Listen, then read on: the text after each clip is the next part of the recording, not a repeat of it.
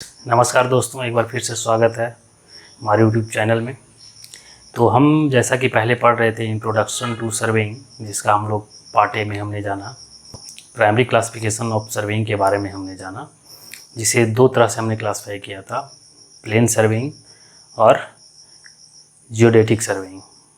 तो आज उसी को हम आगे बढ़ाते हुए आज हम लोग जानेंगे सेकेंडरी क्लासिफिकेशन ऑफ सर्वेइंग के बारे में, कि सेकेंडरी क्लासिफिकेशन ऑफ सर्वेइंग को हम कितने डिवाइड में हम उसे क्लासिफाई कर सकते हैं। तो सेकेंडरी क्लासिफिकेशन जो सर्वेइंग का जो हम लोग डिवाइड करेंगे, तो इसे हम डिफरेंट हेड में हम लोग डिफाइन करेंगे। डिफरेंट जैसे कि क्लासिफिकेशन बेस्ड ऑन होगा हमारा प्लेस ऑफ सर्वेइंग पे, पर्पस ऑफ सर्वेइंग पे, based upon instrument used in surveying. तो इन चीज़ों पे आधार पे जो है क्लासिफिकेशन कैसे किया जाता है सर्वेइंग का, तो इसके बारे में आज हम लोग जानेंगे। तो सबसे पहला हेड है हमारा classification based upon place of सर्वे। जैसा कि आप बोर्ड में देख रहे हैं, प्लेस ऑफ सर्वे के आधार पे हम तीन तरह से क्लासिफाई करते हैं। सबसे पहला लैंड सर्वे, दूसरा हाइड्रोग्राफिक सर्वे और तीसरा हमारा होता है एरियल सर्वे।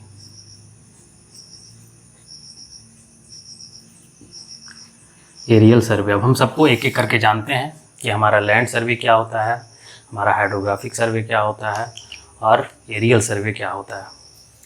ये जो क्लासिफिकेशन है वो बेस्ड है प्लेस ऑफ सर्वे, मतलब किस प्लेस पे हम सर्वे कर रहे हैं उसके आधार पे। तो ये प्लेस का मतलब हो गया कि या तो हम ज़मीन पे करेंगे सर्वे, या वाटर बॉडी में करेंगे, या हम लोग हवा में सर्वे करेंगे। एरियल सर्वे जो है ग्राउंड लेवल से ऊपर से किया जाता है, उसे हम एरियल सर्वे कहते हैं।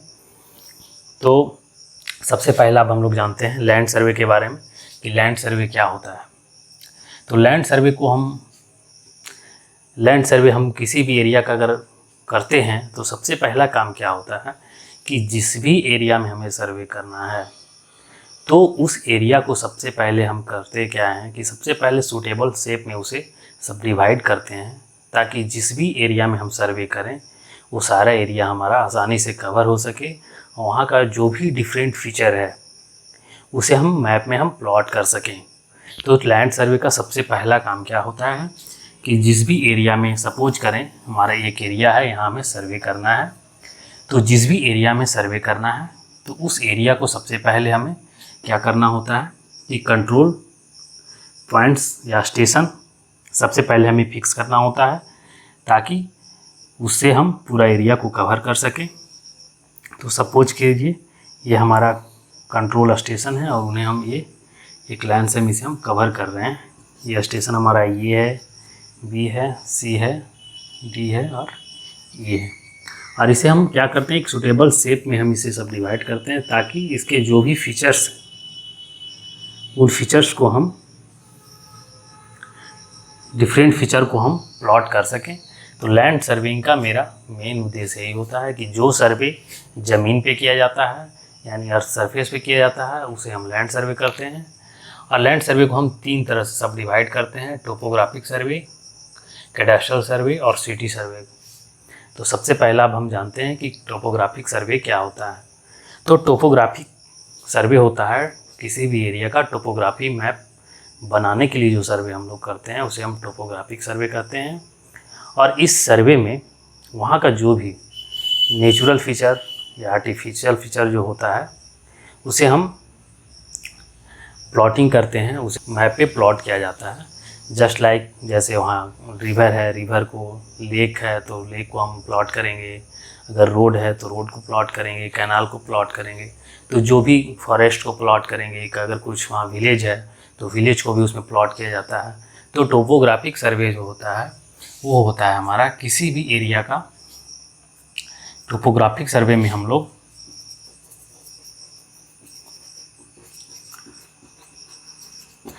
क्या करते हैं, topography of any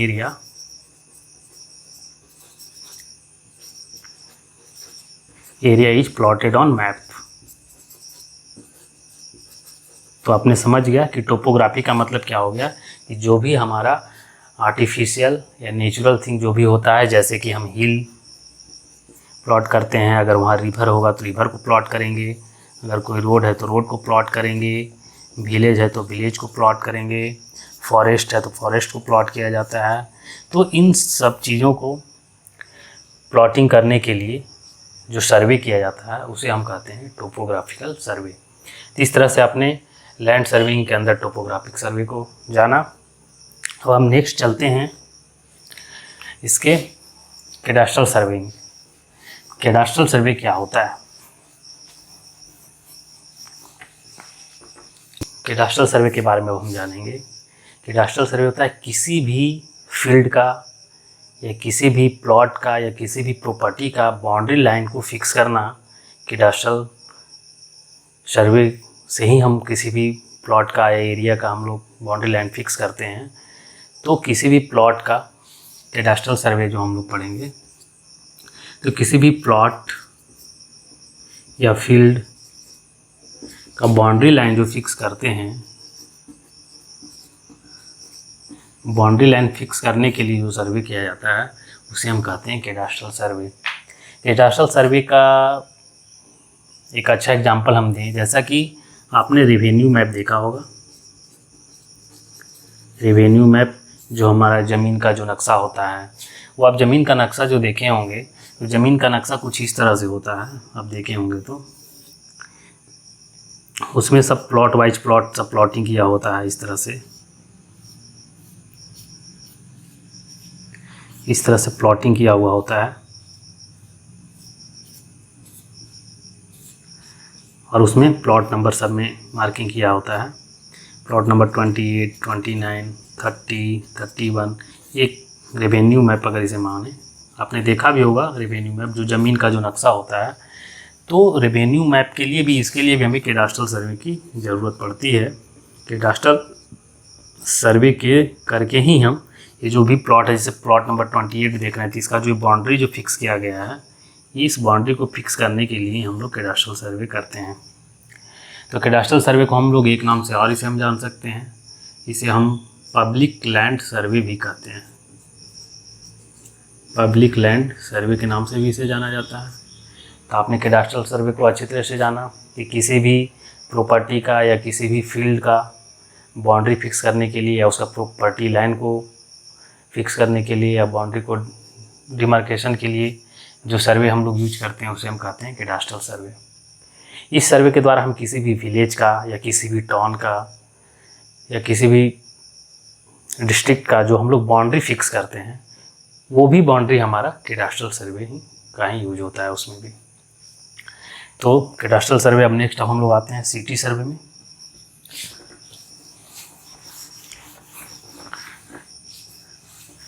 next city survey.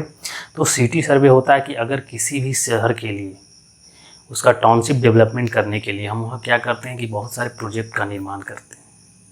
तो बहुत सारे प्रोजेक्ट मतलब जैसे हम सीवरेज वाटर सिस्टम अगर वहाँ बनाना हो या वाटर सप्लाई सिस्टम बनाना हो या उस शहर में किसी पार्क को डेवलप करना हो या डिफरेंट टाइप्स ऑफ स्ट्रक्चर अगर बनाना है, तो उसके लिए जो सर्वे हम करते हैं तो उसे हम कहते हैं सिटी सर्वे। सिटी सर्वे का मतलब होता है वैसा सर्वे जो शहर के अंदर किया जाए।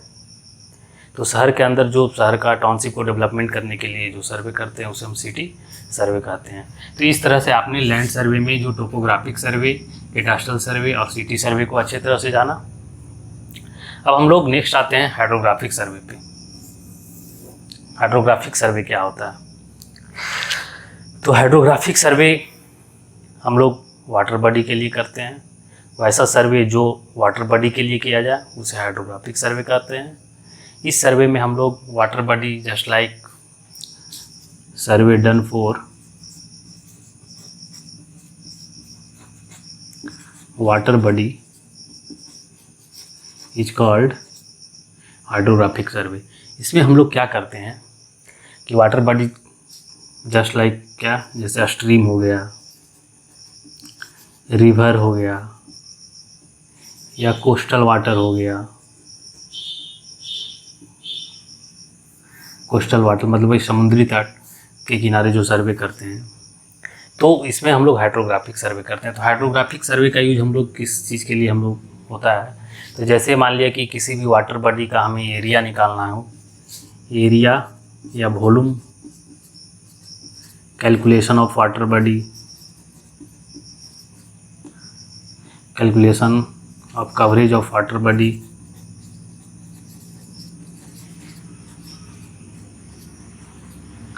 वाटर बॉडी, इसके लिए भी हमें हाइड्रोग्राफिक सर्वे की आवश्यकता होती है। हम rise and fall of tides का जो रीडिंग करते हैं उसके लिए भी हमें हाइड्रोग्राफिक सर्वे का यूज पड़ता है, क्योंकि राइज एंड फॉल जो रीडिंग करते हैं हम लोग टाइड्स का, उसी के आधार पे हम लोग मीन सी लेवल हम लोग डिफाइन करते हैं कि मीन सी लेवल हमारा क्या होगा। तो राइज एंड फॉल, टाइड्स का राइज एंड फॉल को रीडिंग लेने के लिए हम लोग हाइड्रोग्राफिक सर्वे का यूज करते हैं। तीसरा होता है, कर सकते हैं depth of any water body. Water body अगर निकालना हो उसके लिए भी हमें हाइड्रोग्राफिक सर्वे का यूज करते हैं। और अंडर वाटर कंस्ट्रक्शन अगर कुछ करना हो, वाटर कंस्ट्रक्शन करना हो, उसके लिए भी हमें हाइड्रोग्राफिक सर्वे का यूज होता है। तो इस तरह से हमने जाना हाइड्रोग्राफिक सर्वे को कि सर्वे done for water body like stream, river और कोस्टल वाटर, तो उसे हम कहते हैं हाइड्रोग्राफिक सर्वे। हाइड्रोग्राफिक सर्वे हमें किस किस चीज़ में हमें हेल्प करता है, इसे हम क्या क्या फाइंड आउट कर सकते हैं। तो सबसे पहले एरिया वॉल्यूम का कैलकुलेशन अगर करना हो किसी भी वाटर बॉडी का, तो उसमें हमें हेल्प मिलता है। नेविगेशन पर्पस के लिए भी इसमें हम लोग यूज कर सकते हैं। जैसे समुद्री मार्ग होता है तो उसमें हम लोग नेविगेशन पर्पस के लिए भी हम लोग हाइड्रोग्राफिक सर्वे का हम लोग यूज करते हैं। हाइड्रोग्राफिक सर्वे से हम लोग उसका नेविगेशन, समुद्री मार्ग हम लोग निकालते हैं। समुद्री मार्ग को हम लोग डिफाइंड करते हैं कि वो हमारा किस तरह से जाएगा। फिर इसके बाद rise and fall of tides का रीडिंग हम लोग लेते हैं, जिससे कि हम लोग मीन सी लेवल निकालते हैं। तो मीन सी लेवल निकालने में भी हमारा हाइड्रोग्राफिक सर्वे का एक महत्वपूर्ण योगदान है। Depth of any water body, अगर वाटर बॉडी अगर कहीं है तो उसका डेप्थ क्या है, तो इसे निकालने के लिए भी हम हाइड्रोग्राफिक सर्वे का यूज करते हैं। तो इस तरह से आपने जाना हाइड्रोग्राफिक सर्वे किसे कहते हैं और इसका क्या क्या हमारे यूज है। इसके बाद नेक्स्ट हम लोग आते हैं एरियल सर्वे। तो एरियल सर्वे हमारा होता है कि जो सर्वे हम ज़मीन के ऊपर, यानी कि हम लोग हवा से करते हैं। हवा यानी इन द सेंस कि अगर हम एरोप्लेन से कोई सर्वे करते हैं तो उसे एरियल सर्वे कहा जाता है। तो एरियल सर्वे हम लोग करते क्यों हैं, तो अगर कोई एरिया या कोई क्षेत्र जहाँ पे लैंड सर्वे कर पाना संभव नहीं हो, वो काफ़ी टिपिकल एरिया हो या एरिया काफ़ी बड़ा हो, तो उस कंडीशन में हम लोग एरियल सर्वे का यूज करते हैं। इस सर्वे में होता क्या है कि हम लोग एरोप्लेन से उस एरिया का सर्वे किया जाता है, जिस पे कैमरा फिट होता है और उससे उस एरिया का हम लोग सर्वे करते हैं। उसे हम लोग कहते हैं एरियल सर्वे। तो इसे हम फोटोग्रामेट्रिक सर्वे भी कहते हैं। इसे फोटोग्रामेट्रिक सर्वे भी कहा जाता है। तो एरियल सर्वे के बारे में भी आपने जाना, अच्छे से आप जान गए होंगे कि तो एरियल सर्वे भी आपने अच्छे तरह से जान गया। तो इस तरह से हमने classification of serving based on place of सर्वे पे हमने 3 तरह से डिफाइन किया। सबसे पहला लैंड सर्वे। तो लैंड सर्वे किसे कहते हैं, तो जो सर्वे हम लैंड पे या ज़मीन पे करते हैं उसे लैंड सर्वे कहा जाता है। इसे हमने 3 भाग में डिवाइड किया। टोपोग्राफिकल सर्वे की जो टोपोग्राफिकल फीचर्स को शो करने के लिए जो सर्वे करते हैं उसे टोपोग्राफिकल सर्वे कहते हैं। कैडास्ट्रल सर्वे किसी भी फील्ड का या प्रॉपर्टी लाइन को फिक्स करने के लिए जो सर्वे किया जाता है उसे हम कैडास्ट्रल सर्वे कहते हैं। और तीसरा हमारा सिटी सर्वे, किसी भी सिटी के अंदर उसके टाउनशिप डेवलपमेंट करने के लिए, कोई न्यू स्ट्रक्चर के लिए जो सर्वे किया जाता है उसे हम लोग सिटी सर्वे कहते हैं। इसके बाद हम पढ़ें हाइड्रोग्राफिक सर्वे। हाइड्रोग्राफिक सर्वे होता है अगर किसी भी वाटर बॉडी के लिए अगर हम सर्वे करते हैं तो उसे हाइड्रोग्राफिक सर्वे कहते हैं। एरियल सर्वे वैसा सर्वे जो हम लोग एयर से करते हैं, यानी वैसा जहाँ जिस एरिया में लैंड सर्वे कर पाना संभव नहीं है तो उसके लिए हम लोग एरोप्लेन से सर्वे किया जाता है उस एरिया का, उसे हम एरियल सर्वे कहते हैं। तो इस तरह से हमने classification of survey based on place of सर्वे को अच्छी तरह से जाना। अब हम चलते हैं classification based upon purpose of सर्वे। इसे हम मिटाते हैं।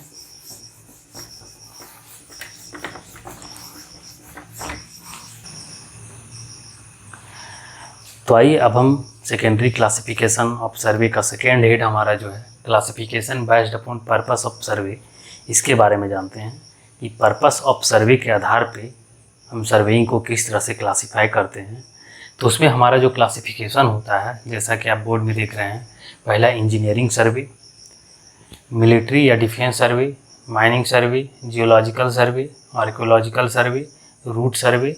रूट सर्वे में हम 3 तरह से करते हैं, रिकॉनेंस सर्वे, प्रिलिमिनरी सर्वे, कंट्रोल सर्वे और डिटेल सर्वे। तो अब हम पहला चलते हैं इंजीनियरिंग सर्वे के बारे में। पहला हम जानते हैं इंजीनियरिंग सर्वे क्या होता है। तो इंजीनियरिंग सर्वे होता है कि जो सर्वे हम लोग किसी भी इंजीनियरिंग प्रोजेक्ट के लिए जो सर्वे किया जाता है उसे हम इंजीनियरिंग सर्वे कहते हैं। जैसे हमारा कोई कैनाल के लिए कोई प्रोजेक्ट हो, जैसे कोई बिल्डिंग के लिए कोई बिल्डिंग प्रोजेक्ट के लिए करते हैं, वाटर सप्लाई प्रोजेक्ट के लिए करते हैं, रोड के लिए करते हैं, या रेलवे लाइन के लिए हम लोग जो सर्वे करते हैं, यानी इंजीनियरिंग पर्पस से जो सर्वे किया जाए किसी भी इंजीनियरिंग प्रोजेक्ट को बनाने के लिए, तो उसे हम लोग कहते हैं इंजीनियरिंग सर्वे। तो इस तरह से इंजीनियरिंग सर्वे आप क्लियर हो गया। अब नेक्स्ट है मिलिट्री सर्वे या डिफेंस सर्वे। मिलिट्री सर्वे या डिफेंस सर्वे, तो मिलिट्री सर्वे जो मिलिट्री पॉइंट ऑफ व्यू से या डिफेंस पर्पस के लिए किया जाता है उसे मिलिट्री सर्वे कहते हैं। इस सर्वे में होता क्या है कि जिस एरिया के लिए हम सर्वे करते हैं, जिस मिलिट्री एरिया के लिए हम लोग सर्वे करते हैं, तो वहाँ पे कुछ उनके जो है कुछ सिक्योरिटी पॉइंट्स होता है जिसे शो किया जाता है। वहाँ का एयर बेस को शो किया जाता है, वहाँ का मैगजीन हाउस को शो किया जाता है, ताकि ज़रूरत पड़ने पे क्या है कि वो सब चीज़ें जो है वो जगह जाने में हमारा काफ़ी आसान हो। वहाँ का जो रोड होता है उसका डायरेक्शन, उसका लोकेशन उसमें प्लॉट किया जाता है। फिर एनिमी पॉइंट के लिए हमें क्या बहुत सारे सिक्योरिटी पॉइंट्स बनाए जाते हैं, तो उस चीज़ को प्लॉट किया जाता है, उसे हम कहते हैं मिलिट्री सर्वे या डिफेंस सर्वे कहा जाता है। फिर तीसरा है हमारा माइन सर्वे। माइन सर्वे क्या होता है कि माइन सर्वे हम लोग ऑन द अर्थ सरफेस और बिलो अर्थ सरफेस किया जाता है। तो माइन सर्वे में होता है हमारा कि हमारा जो माइनिंग है, हमारा जो किस टाइप का खनिज ज़मीन के नीचे कहाँ पे है, तो उसके लिए भी जो सर्वे हम लोग करते हैं तो उसे हम लोग माइनिंग सर्वे करते हैं। माइनिंग के लिए जो हम लोग उसमें अंदर जो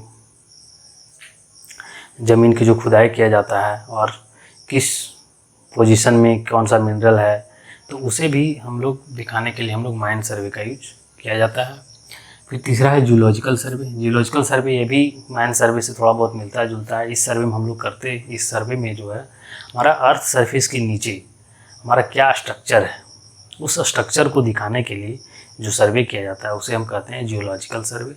इसमें हम लोग है कि अर्थ के अंदर हमारा जो रॉक, अर्थ का फॉर्मेशन किस तरह से है, कहाँ पे फॉल्ट है, कहाँ रॉकी स्ट्रक्चर है, तो ये सब चीज़, कहाँ पे मिनरल है, कहाँ पे वाटर है, तो ये सब चीज़ दिखाने के लिए जो सर्वे करते हैं तो उसे हम कहते हैं जियोलॉजिकल सर्वे। और इसके आधार पे जो जियोलॉजिकल मैप बनाया जाता है जो डिफरेंट थिंग्स को शो करता है कि हमारा अर्थ का फॉर्मेशन कैसा है और उसके अंदर क्या क्या अवेलेबल है, तो हमें वो जियोलॉजिकल सर्वे से हमें प्राप्त होता है। फिर तीसरा है आर्कियोलॉजिकल सर्वे। आर्कियोलॉजिकल सर्वे क्या होता है, तो बहुत से खुदाई से हमें क्या होता है कि बहुत से हमें रिलिक्स अवशेष प्राप्त हुए हैं जो हमें पुराने सिविलाइजेशन के बारे में, पुराने हिस्ट्री के बारे में, उससे जो हमें मूर्तियाँ प्राप्त होती है, उससे जो हमें वहाँ के कुछ पुराने स्ट्रक्चर प्राप्त होते हैं, तो उससे हमारे क्या होता है कि हमें पुराने सिविलाइजेशन की जानकारी प्राप्त होती है। तो वो उसके लिए जो सर्वे हम लोग करते हैं वो हमारा होता है आर्कियोलॉजिकल सर्वे। इसमें हम लोग उन पोजीशन को शो किया जाता है कि किस जगह पे हमारा ओल्ड सिविलाइजेशन किस जगह पे बसा था और किस तरह का था, तो वो हमें आर्कियोलॉजिकल सर्वे के अंदर आर्कियोलॉजिकल सर्वे के अंदर वो चीज़ आता है। तीसरा है रूट सर्वे। रूट सर्वे होता है कि किसी भी जगह के लिए अगर हम न्यू रूट अगर बना रहे हैं तो नया रूट बनाने के लिए जो सर्वे किया जाता है उसे हम कहते हैं रूट सर्वे। रूट यानी कि रास्ता, या तो हम नया रोड के लिए प्रोजेक्ट है या न्यू रेलवे लाइन के लिए कोई प्रोजेक्ट है, तो उसके लिए जो सर्वे किया जाता है वो रूट सर्वे करते हैं। उसमें हम 3 तरह से उसे किया जाता है। पहला रिकॉनेंस सर्वे, प्रिलिमिनरी सर्वे और डिटेल सर्वे। तो रिकॉनेंस सर्वे क्या होता है कि किसी भी एरिया में अगर न्यू प्रोजेक्ट बनाना है किसी भी रूट के लिए, या तो रेलवे लाइन का हो या रोड प्रोजेक्ट के लिए हो, तो सबसे पहले क्या होता है कि वहाँ हम लोग रिकॉनेंस सर्वे करते हैं। रिकॉनेंस सर्वे में होता क्या है कि सबसे पहले उस एरिया में जा कर के हम वहाँ का टोपोग्राफिकल फीचर को देखते हैं कि वहाँ का टोपोग्राफिकल फीचर क्या है, उस एरिया में हमें किस किस जगह पे कहाँ हमें कंट्रोल पॉइंट बनाना होगा। तो ये एक रिकोनेंस सर्वे होता है जिसे हम एरियल सर्वे के द्वारा भी करते हैं। अगर एरिया ज़्यादा टिपिकल हो तो रिकोनेंस सर्वे मतलब वहाँ जा कर के एक जनरल एक लेआउट वहाँ से हम तैयार करते हैं कि हमें किन किन चीज़ों की यहाँ सर्वे करने में आवश्यकता होगी, हमारा रूट हमारा किस डायरेक्शन से जाएगा, तो वो हमें रिकोनेंस सर्वे में करते हैं। इसके बाद होता है प्रीलिमिनरी सर्वे। प्रीलिमिनरी सर्वे में हमारा आता है कि वहाँ से फिर हम कुछ डेटा कलेक्ट करते हैं कि अगर उस रूट से अगर हम किसी भी रूट का प्रोजेक्ट बनाएंगे तो उसके लिए हमें इसमें हम लोग वहाँ का जनरल जो होता है वहाँ का एलिवेशन फाइंड आउट करते हैं, लेंथ फाइंड आउट करते हैं, तो वो हम प्रीलिमिनरी सर्वे करते हैं। इसके बाद फिर आता है हमारा डिटेल सर्वे। उसमें हम लोग क्या करते हैं, उसमें हम लोग पूरा डिटेल से सर्वे किया जाता है किसी प्रोजेक्ट को बनाने के लिए। वहाँ का एवरीथिंग एक एक मेजरमेंट मतलब बहुत ही एक्यूरेसी के साथ लिया जाता है, वहाँ का एलिवेशन काफ़ी एक्यूरेसी के साथ लिया जाता है, तो होता है हमारा डिटेल सर्वे में। तो इस तरह से हमने जाना classification based upon purpose of सर्वे, जिसमें हमारा इंजीनियरिंग सर्वे जो हमें इंजीनियरिंग प्रोजेक्ट के लिए बनाया जाता है, मिलिट्री सर्वे जो मिलिट्री या डिफेंस पर्पस के लिए जो सर्वे हम लोग करते हैं उसे हम मिलिट्री या डिफेंस सर्वे कहते हैं, माइन सर्वे माइनिंग एरिया में किसी भी माइंस के लिए, जैसे आयरन माइंस हो गया या कोल हो गया या गोल्ड हो गया, तो इसके लिए भी हमें जो सर्वे करते हैं वो हमें माइन सर्वे में आ गया। जियोलॉजिकल सर्वे जो जियोलॉजी जो अर्थ सरफेस के नीचे के फीचर्स को दिखाने के लिए जो सर्वे किया जाता है वो जियोलॉजिकल सर्वे। आर्कियोलॉजिकल सर्वे कि जो भी हमें रिलिक्स प्राप्त हुए हैं या जो भी अवशेष अभी मिला है ज़मीन खुदाई से, तो उसके लिए जो सर्वे करते हैं हमें आर्कियोलॉजिकल सर्वे हो गया। रूट सर्वे किसी जगह पे हम नया रूट अगर बना रहे हो तो उसके लिए जो सर्वे किया जाता है तो हम उसे रूट सर्वे कहते हैं। तो इस तरह से हमने पर्पस ऑफ सर्वे के आधार पे जो क्लासिफिकेशन हमने इस तरह से किया। अब हम लोग नेक्स्ट चलते हैं classification of serving based upon use of instrument. तो इसे हम मिटाते हैं।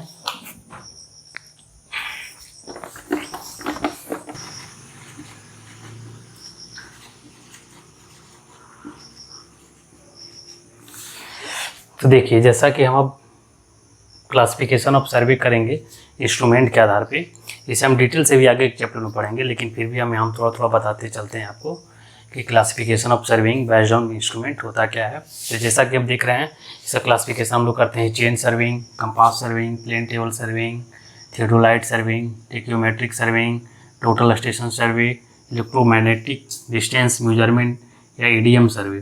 तो इन सबको हम एक एक करके हम लोग पहले जानते हैं। सबसे पहला चेन सर्विंग क्या होता है। तो चेन सर्विंग जो हमारा किया जाता है वो स्मॉल एरिया के लिए किया जाता है और फ्लैट एरिया के लिए किया जाता है। तो उसमें हम लोग करते हैं चेन सर्विंग। इसमें चेन का यूज होता है, इसमें सिर्फ डिस्टेंस मेजरमेंट के लिए हम लोग चेन का यूज करते हैं, वो होता है हमारा चेन सर्विंग। अगला है हमारा कंपास सर्विंग। कंपास सर्विंग भी हमें स्मॉल एरिया के लिए ही ये भी इसका भी यूज किया जाता है और इसमें कंपास का यूज हम लोग करते हैं एंगल मेजरमेंट के लिए। जहाँ चेन हम लोग हॉरिजॉन्टल डिस्टेंस मेजरमेंट के लिए यूज कर रहे थे, तो वहाँ अगर हमें उस जगह पे अगर हमें सर्वे जहाँ कर रहे हैं वहाँ अगर एंगल मेजरमेंट की आवश्यकता हो तो उसके लिए हम लोग कंपास का यूज करेंगे, तो उसे हम कहते हैं कंपास सर्विंग। तीसरा होता है प्लेन टेबल सर्विंग। तो प्लेन टेबल सर्विंग होता है कि इसमें हम लोग मेजरमेंट और प्लॉटिंग दोनों एक साथ चलता रहता है, क्योंकि जिस एरिया में हमें प्लेन टेबल सर्विंग करते हैं वहाँ प्लेन टेबल वहाँ पे एक पॉइंट पे हमें वहाँ पे फिक्स कर दिया जाता है और वहाँ से उस एरिया का जो डिफरेंट फीचर है उसे प्लेन टेबल शीट पे उसमें हम प्लॉटिंग करते हैं। तो इसमें हमें प्लॉटिंग और मेजरमेंट दोनों एक साथ हमारा चलता है, वो होता है प्लेन टेबल सर्विंग। इसके बाद होता है थियोडोलाइट सर्विंग। थियोडोलाइट का यूज हम लोग एलिवेशन फाइंड आउट करने के लिए करते हैं या किसी भी पॉइंट के बीच का क्या डिफरेंस है, उसके हाइट में क्या डिफरेंस है उसे फाइंड आउट करने के लिए हम लोग थियोडोलाइट का यूज करते हैं। तो उसके अगर हमें एलिवेशन निकालना हो तो उसके लिए हम लोग थियोडोलाइट सर्विंग का यूज करते हैं। टेक्योमेट्रिक सर्विंग। टेक्योमेट्रिक सर्विंग क्या होता है, ये इंस्ट्रूमेंट भी जस्ट लाइक एक थियोडोलाइट ही होता है, बट इसमें क्या होता है एक स्टेडिया एयर लगा होता है, जिससे हम लोग करते क्या है, इससे हमें बेनिफिट ये हो जाता है इसमें कि इसमें हम लोग एलिवेशन के डिफरेंस के साथ साथ हम लोग हॉरिजॉन्टल डिस्टेंस भी हम लोग एक जगह से हम लोग फाइंड कर सकते हैं। ये हम आगे अभी हम और पढ़ेंगे कि किस तरह से किया जाता है। तो उस सर्विंग को हम लोग बोलते हैं टेक्योमेट्रिक सर्विंग। फिर तीसरा होता है, छठा हमारा है टोटल स्टेशन सर्वे। टोटल स्टेशन जो इंस्ट्रूमेंट है, जैसे कि जहाँ भी हम लोग देख रहे थे कि चेन सर्विंग से हम लोग हॉरिजॉन्टल डिस्टेंस नापते हैं, कंपास सर्विंग से एंगुलर मेजरमेंट हम लोग करते हैं, फिर थियोडोलाइट से हम लोग एलिवेशन फाइंड आउट करते हैं या वर्टिकल हाइट का मेजरमेंट करते हैं। तो टोटल स्टेशन एक इंस्ट्रूमेंट है जिसमें एक सॉफ्टवेयर होता है। उसमें होता क्या है कि इसमें हम लोग horizontal distance, vertical distance, angle measurement सब इसमें तो हम लोग फाइंड आउट होता ही है, और ये कैलकुलेट करके हमारा पूरा रिजल्ट दे देता है कि दोनों में हमारा हॉरिजॉन्टल डिस्टेंस क्या है, वर्टिकल डिस्टेंस आरएल क्या है डिफरेंट पॉइंट का, और हमारा एंगुलर मेजरमेंट भी इससे में मिल जाता है। तो वो हमारा होता है टोटल स्टेशन। फिर सातवां है हमारा इलेक्ट्रोमैग्नेटिक डिस्टेंस मेजरमेंट या ईडीएम सर्वे। तो इसमें इंस्ट्रूमेंट आता है टेलीरोमीटर या जियोडोमीटर। इससे हम करते क्या है, इससे सिर्फ हॉरिजॉन्टल डिस्टेंस मेजर किया जाता है। इसमें हम लोग करते ये हैं कि जहाँ पे चेन सर्विंग करना संभव नहीं हो, तो इसमें हम लोग करते हैं इलेक्ट्रोमैग्नेटिक डिस्टेंस मेजरमेंट या ईडीएम। जैसे जो टेलीरोमीटर जो एक इंस्ट्रूमेंट होता है, इसमें होता क्या है कि जिस जगह से हम मेजर कर रहे हैं, जो हमारे जो टारगेट पॉइंट है, तो इसमें क्या होता है कि एक इलेक्ट्रोमैग्नेटिक वेव या रेडियो वेव यहाँ से निकलता है, और जो फाइनल टारगेट पॉइंट है वहाँ पे एक स्टाफ रखा जाता है, और ये वहाँ से जाकर के उसमें टकराने के बाद वापस आता है। तो उसके आधार पे कैलकुलेट करता है कि हमारा जो है फाइनल पॉइंट का डिस्टेंस इंस्ट्रूमेंट स्टेशन से कितना है। तो इसके लिए हम लोग इंस्ट्रूमेंट यूज करते हैं टेलीरोमीटर, जियोडोमीटर। इससे हम लोग हॉरिजॉन्टल डिस्टेंस मेजर करते हैं। तो इस तरह से हमने क्लासिफिकेशन ऑफ सर्वे हम लोगों ने पढ़ा, क्लासिफिकेशन अच्छे तरह से हमने जाना। अब हम लोग इसके चलते हैं नेक्स्ट टॉपिक पे, जो है हमारा प्रिंसिपल ऑफ सर्वेइंग। तो अब हम प्रिंसिपल ऑफ सर्वेइंग के बारे में, नेक्स्ट टॉपिक है हमारा प्रिंसिपल ऑफ सर्वेइंग।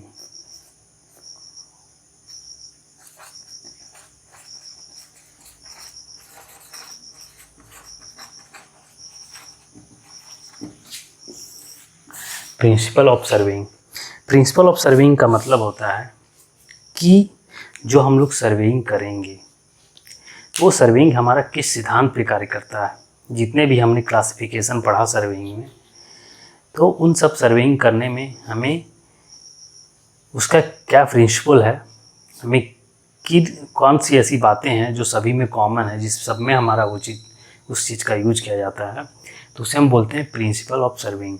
तो प्रिंसिपल ऑफ सर्वेइंग हमारा दो तरह का होता है, working from whole to part, और दूसरा होता है लोकेट ऑफ एनी पॉइंट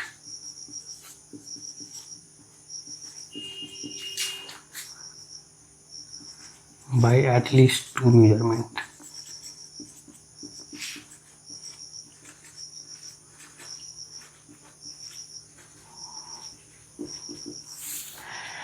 तो प्रिंसिपल ऑफ सर्विंग दो तरह का होता है, पहला working from whole to part और दूसरा locate of any point by at least 2 measurement.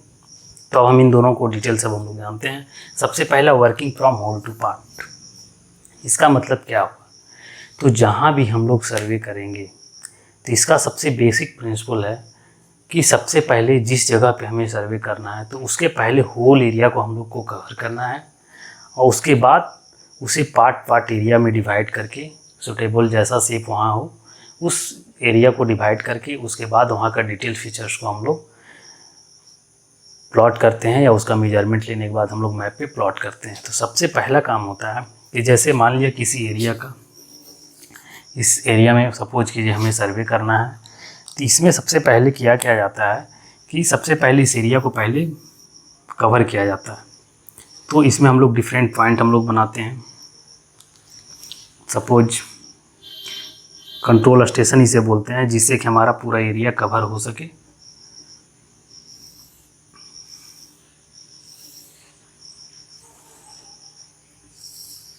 Suppose मेरा ये पॉइंट, ये बी स्टेशन, सी, डी और ई, इसे हम लोग फिर सूटेबल एरिया में हम लोग डिवाइड कर सकते हैं इस तरह से, जिससे कि हमारा जो फीचर्स, पूरा डिटेल फीचर्स जो इस एरिया में, उसे हम लोग प्लॉट कर सकें।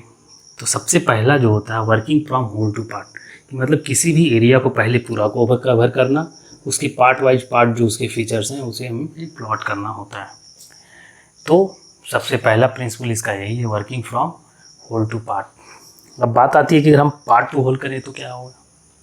तो अगर जो हम पार्ट टू होल करते हैं तो उसमें होता क्या है कि जो एरर हमारा आएगा वो एरर हमारा एक्यूमुलेट होता चला जाएगा, वो एरर हमारा और भी बड़ा होते चला जाएगा और वो मेजर एरर हो जाएगा। फिर अगर इसमें अगर जैसे हम एक एग्जांपल से लेके बताएं, सपोज आपको ए से बी पॉइंट के बीच डिस्टेंस मेजर करना है, कोई पॉइंट ए से किसी पॉइंट बी तक हमें डिस्टेंस मेजर करना है।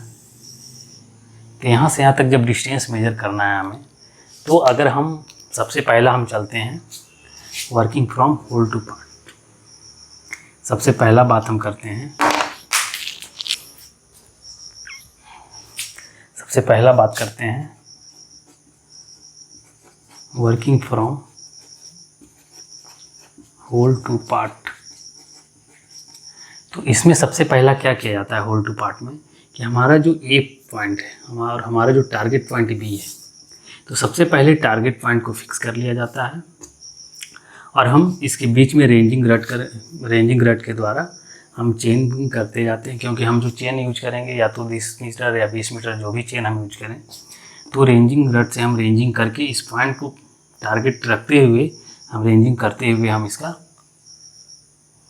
मेजरमेंट करेंगे पार्ट वाइज पार्ट। तो सपोज कीजिए ए से मैंने एक पॉइंट यहाँ पे फर्स्ट पॉइंट चेनिंग किया, सेकेंड पॉइंट चेनिंग अगर हम सपोज कीजिए सेकेंड पॉइंट मेरा रेंजिंग रट से थोड़ा सा मेरा डाइवर्ट हो गया, जो कि सेकेंड होना चाहिए था यहाँ, लेकिन ये चला गया इस पॉइंट पे। फिर थर्ड पॉइंट मेरा हमने किया, सही किया, फिर मेरा थर्ड पॉइंट यहाँ आ गया, जबकि ये होना चाहिए था इस जगह पे। फिर पॉइंट 4 मेरा फिर मान लिया यहाँ पे आ गया, फिर 5वां पॉइंट मेरा यहाँ पे आ गया। तो working from whole to part में आप देख रहे हैं कि अगर हम ए पॉइंट से बी पॉइंट तक मेजर कर रहे हैं, तो हमारा जो टारगेट स्टेशन बी है, तो अगर किसी पॉइंट पे अगर एरर आता भी है, तो फिर हमें फाइनल में जाकर के क्या होता है कि फिर हम इसी पॉइंट तक आ जाते हैं। तो इसमें एरर जो होता है वो मेजर एरर नहीं होता। लेकिन अगर यही बात अगर हम करें working from part to whole की,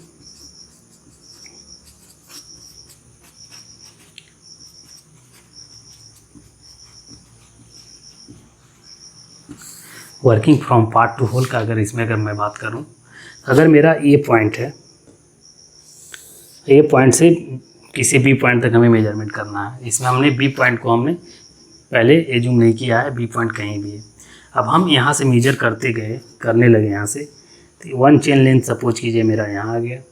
सेकेंड चेन लेंथ मान लिया इस लाइन से हमें कुछ एरर की वजह से सपोज कीजिए मेरा यहाँ पे आ गया सेकेंड। तो ये फिर क्या होगा, फिर थर्ड पॉइंट फिर मेरा इधर आ जाएगा, फिर 4 पॉइंट मेरा इधर ही आ जाएगा, फिर हो सकता है ये थोड़ा और इधर आ जाए 5 पॉइंट। तो मेरा जो ये टारगेट स्टेशन जो बी है, इससे हमें काफ़ी डाइवर्जन मिलता है और हम अपना फाइनल पॉइंट को अचीव नहीं कर पाते और इसमें एरर जो है, एरर बहुत मेजर एरर आ जाता है। तो इसलिए हम लोग working from part to whole हम लोग यूज नहीं करते, हम लोग working from whole to part use करते हैं। तो होल टू पार्ट का यही बेनिफिट हमें मिलता है, क्योंकि हमारा फर्स्ट पॉइंट और मेरा टारगेट पॉइंट को हम पहले फिक्स कर लेते हैं। तो इससे हमारा जो इसमें जो एरर है, इसके कंपैरिजन में एरर बहुत कम आता है। उसी तरह से हम इसमें करते हैं कि हम सबसे पहले पूरे एरिया को कवर कर लिए और उस एरिया को कवर करने के बाद हम लोग डिफरेंट फीचर जो हमारा इसमें है उसे हम प्लॉट करते हैं।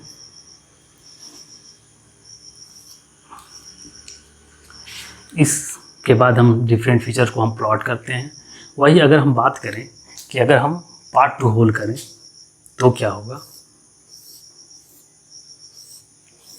अगर ये एरिया है, अगर मान लीजिए किसी पॉइंट हम यहाँ फिक्स करें ए पॉइंट और यहाँ से सबका हम मेजरमेंट करें, यहाँ से सबका डिटेल हम करें। मान लीजिए यहाँ पे कोई ट्री है, यहाँ पे एक मंदिर है, इस जगह पे एक कोई बिल्डिंग बना है। तो इस पॉइंट पहले एक पॉइंट से अगर हम पूरा हम मेजर करेंगे तो इसमें हमें क्या करना होगा कि यहाँ से इस डिस्टेंस को मेजर करना होगा, यहाँ से इस डिस्टेंस को मेजर करना होगा, यहाँ से इसको, यहाँ से इसको, यहाँ से और कोई बड़ी अगर यहाँ तो यहाँ से इसको मेजर करेंगे। तो इसमें हमें एरर आने की संभावना ज़्यादा रहेगी और हम इसमें फिर चेक भी हम नहीं कर सकते कि हमारा एरर कहाँ आया है। इसमें क्या होता है कि हम लोग का जो ये जो लाइन है, जो कंट्रोल लाइन है, कंट्रोल स्टेशन को मिलाने वाली लाइन, तो इससे हम डिफरेंट फीचर को हम शो करते हैं। इससे क्या होता है कि हमें एरर आने की संभावना काफ़ी कम हो जाती है, क्योंकि यहाँ से हम इसे शो करेंगे, फिर यहाँ से इस जगह को, इस जगह से इस जगह को, फिर इस जगह को, इस जगह को हम लोग प्लॉट करते हैं। तो इससे हमें एरर आने की संभावना कम होती है और एरर इसमें बहुत कम आती है। अगर हम वही अगर पार्ट टू होल की बात करें,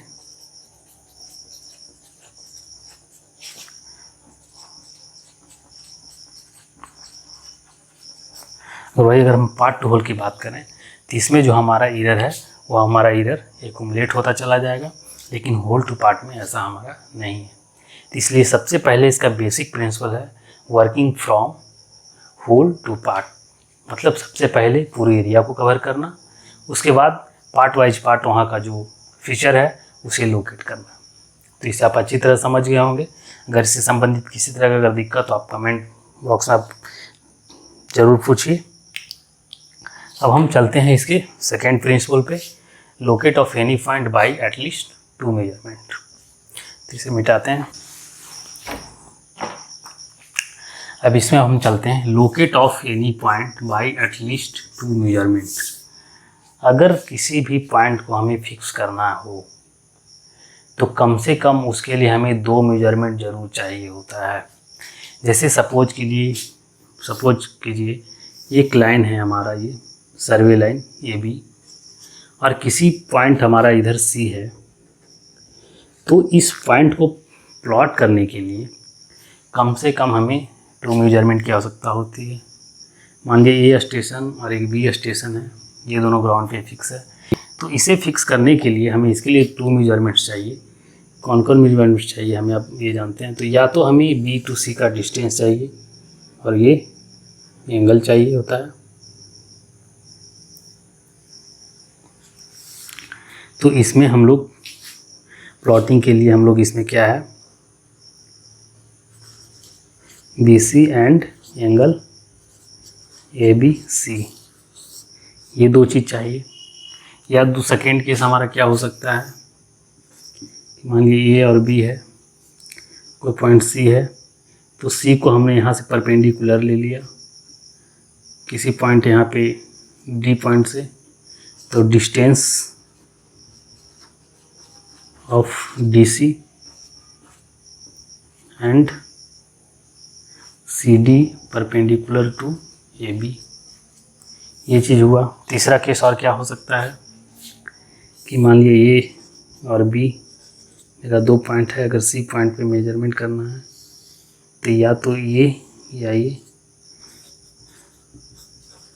distance A C and B C, इसकी आवश्यकता हो सकती है। तो अब आप कहेंगे कि अगर हम सी पॉइंट को अगर फिक्स करें यहाँ से, तो इसे तो हम बिना एंगल मेजरमेंट किए भी हम फिक्स कर सकते हैं सी पॉइंट को, ये भी तो हो सकता है।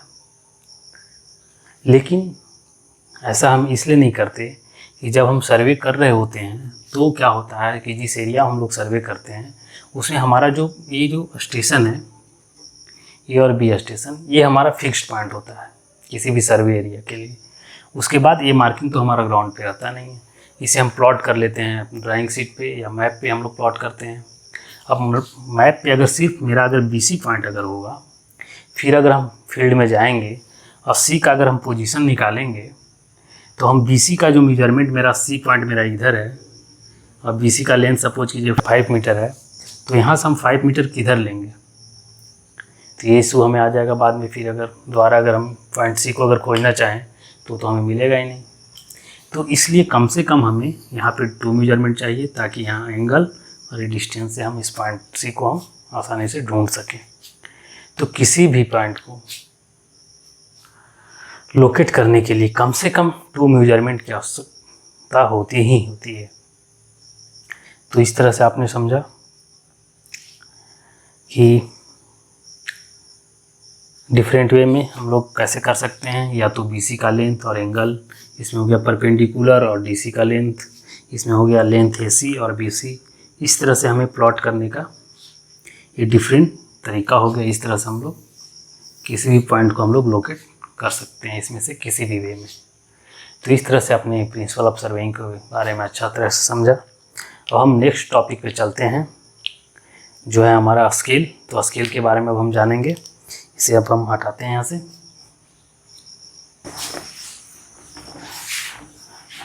तो आइए अब हम जानते हैं स्केल के बारे में। स्केल के बारे में हम लोग पढ़ेंगे। इसमें सबसे पहला आता है हमारा मैप स्केल। तो हमारा मैप स्केल क्या होता है, तो सबसे पहले स्केल के बारे में जानेंगे। हम सर्वेइंग करते हैं किसी भी ग्राउंड पे, तो किसी भी 2 पॉइंट के बीच जो हम लोग डिस्टेंस मेजर करते हैं और उसे हमें प्लॉट करना होता है मैप पे। तो मैप का साइज़ तो हमारा लिमिटेड है, और उस डिस्टेंस को हमें मैप पे अगर प्लॉट करना है तो उसके लिए हम फुल लेंथ तो प्लॉट कर नहीं सकते। तो उसके लिए हम लोग क्या करते हैं कि उस लेंथ को हम लोग शॉर्ट लेंथ में कन्वर्ट करते हैं, और उसे फिर ड्राइंग शीट पे प्लॉट किया जाता है। तो उसे हम मैप स्केल कहते हैं। तो मैप स्केल क्या होता है कि मैप स्केल होता है जो रेशियो होता है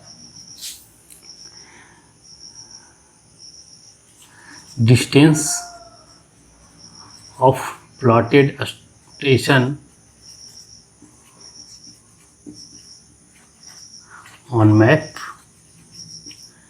to the corresponding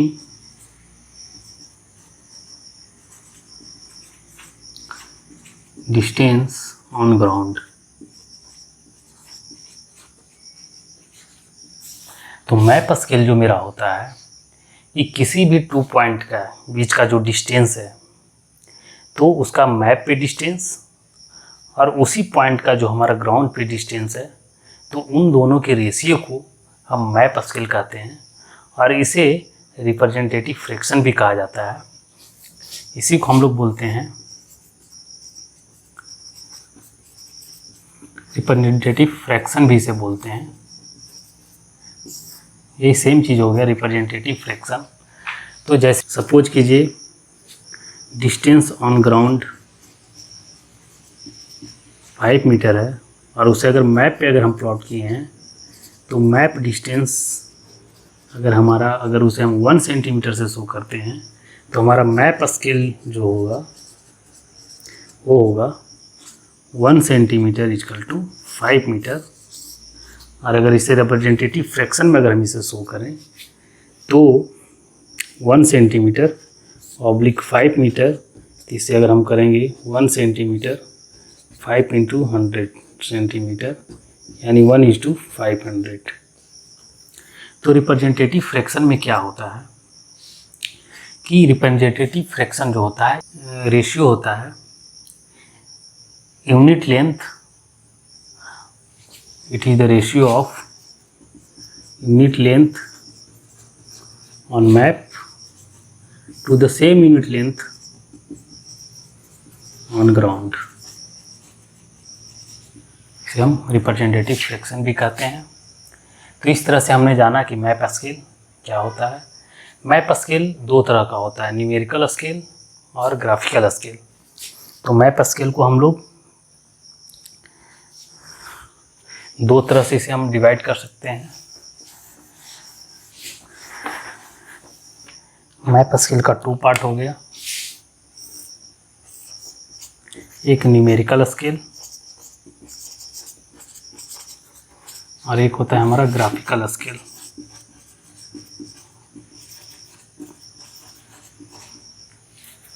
फिर से इसे हम 2 पार्ट में डिवाइड करते हैं, इंजीनियर्स स्केल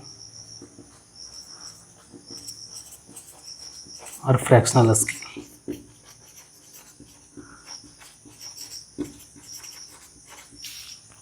फ्रैक्शनल स्केल तो हम न्यूमेरिकल स्केल और ग्राफिकल स्केल को हम लोग जानते हैं कि क्या होता है। न्यूमेरिकल स्केल होता है जिसे हम न्यूमेरिक फॉर्म में हम शो करते हैं, उसे हम न्यूमेरिकल स्केल कहते हैं। और ग्राफिकल स्केल होता है जिसे हम ग्राफिक फॉर्म में, मैप पे ग्राफिक फॉर्म में उसे रिप्रेजेंट किया जाता है, उसे कहते हैं ग्राफिकल स्केल। अब इंजीनियर्स स्केल क्या होता है, अगर मेरा मान लिया 1 सेंटीमीटर मैप डिस्टेंस वो 5 मीटर ग्राउंड डिस्टेंस है, तो इसे हम कहते हैं इंजीनियर स्केल। और फ्रैक्शनल स्केल होता है कि इसे हम फ्रैक्शन में डिनोट करते हैं, और same unit length on drawing sheet corresponding to ground, जिस लेंथ के बराबर होता है उसे हम फ्रैक्शनल स्केल कहते हैं। कि अगर मान लिया 1 सेंटीमीटर इक्वल टू 5 मीटर है, अगर इसे हम फ्रैक्शनल स्केल में अगर इसे कन्वर्ट करें तो ये रेशियो होता है कि same unit 1 centimetre by 5 metre. तो इसमें हम लोग क्या करते हैं कि यूनिट लेंथ और मैप स्केल ऊपर में है, तो 1 सेंटीमीटर अगर ऊपर रहने दें तो 5 मीटर को हम लोग इसको सेंटीमीटर में कन्वर्ट करेंगे, तो ये हमारा हो गया 1:500। तो ये हमारा 1:500, ये हमारा हो गया फ्रैक्शनल स्केल, जिसे हम फ्रैक्शन में डिनोट करें वो फ्रैक्शनल स्केल। इंजीनियर स्केल होता है कि 1 centimetre equal to 5 metre, 1 centimetre equal to 10 metre, या जो भी हो, इसे हम इंजीनियर स्केल कहते हैं। अगर हम फ्रैक्शन में डिनोट करें तो उसको हम कहते हैं फ्रैक्शनल स्केल। तो इस तरह से इंजीनियर स्केल से फ्रैक्शनल स्केल में हम कन्वर्सन भी हम सीख गए हैं। तो इस तरह से हम आज स्केल के बारे में जाना। अब हम नेक्स्ट टॉपिक में जानेंगे टाइप्स ऑफ स्केल, जिसमें प्लेन स्केल हम लोग पढ़ेंगे, वर्नियर स्केल पढ़ेंगे, और उसके बारे में हम लोग डिटेल्स और आगे जानेंगे। तब तक के लिए धन्यवाद।